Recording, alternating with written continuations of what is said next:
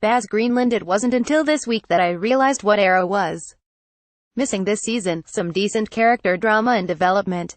The whole Team Arrow divide had felt largely superficial, and, Kate and James' game plan aside, the threats lackluster. But All for Nothing was different. It had emotional stakes at play, finally adding some real depth to Vincent Sobel and delivering a storyline where the consequences were dire. So of course this was the end of Vigilante.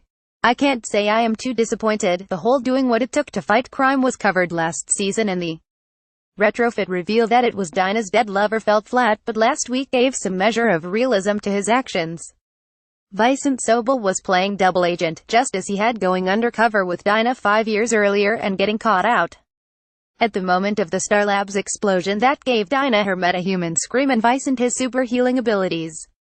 Not that the flashbacks were particularly riveting this week. Yes, we got to see more of their relationship, but it offered nothing really new that we didn't already know.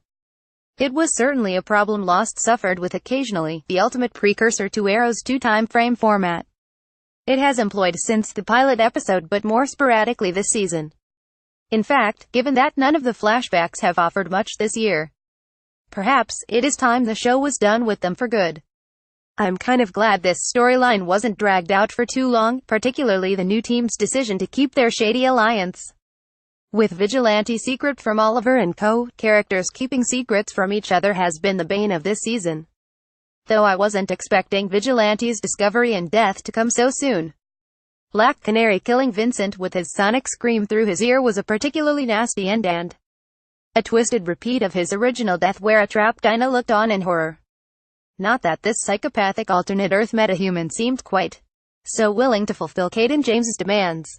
This episode continued to explore her strange relationship with Quentin Lance, following her father figure from a distance.